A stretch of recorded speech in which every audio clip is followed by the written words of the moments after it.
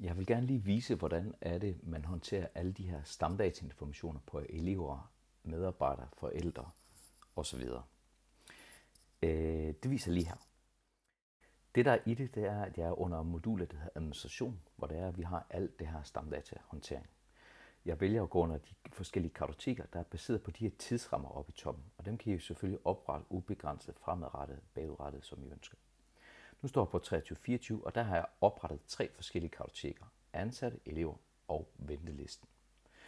Under elever kan I se, at den er ikke så stor. Der er kun 3 elever lige nu. Og jeg skal nok senere vise, hvordan er det, man kan importere. Under elever kan man lave grupper, under grupper, under grupper, under grupper. Essensen er, at en gruppe er altid baseret på, hvem er det, der ligger i det ovenstående kartotek. Så det vil sige, at jeg kan herunder den gruppe, jeg har kaldt 10. klasse, kan ikke bestå af andre personer end dem, der ligger under elever. Hvis jeg så vælger at gå ind under elever, så ser jeg, hvad for nogle elever, der er herunder. Der er nogle forskellige overskrifter og kolonner, nogle felter. Der er der nogle standard oprettede felter, men I kan oprette alle de brugerdefinerede felter, I ønsker. Jeg kan lige prøve at gå ind under Kasper Andersen. Der kan jeg også se, at der er nogle brugerdefinerede felter. Der er elevnotat, og der står også elevnummerhandlen. Det er nogle brugerdefinerede felter. Dem kan I oprette alle dem, I ønsker. Hvis jeg går lidt længere ned, så kan I se, at Kasper han har et fornavn og et efternavn.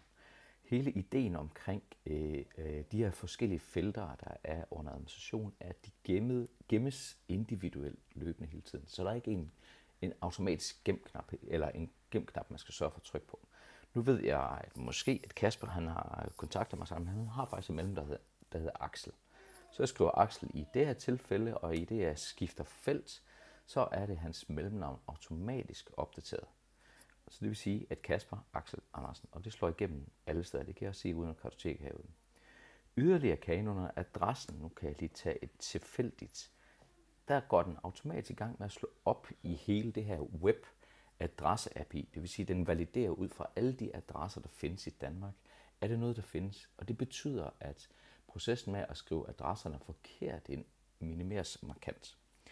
Det gør også, at processen er meget nemmere. Så hvis jeg ved, det er Forborgvej, og i det her tilfælde, så ved at det er 2 under Hårby, jamen så kan jeg vælge Forborgvej 2 under Hårby. Og det, der er det interessante, det er så automatisk, når jeg så vælger 2 under Hårby, så gemmes alle de andre felter i forhold til postnummer, by, kommune og land. Det gør processen med at oprette og validere de her adresser markant hurtigere.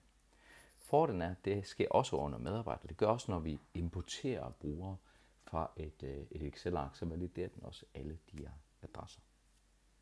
Ja, det var en gennemgang af, hvordan vi håndterer stamdata i Zenby.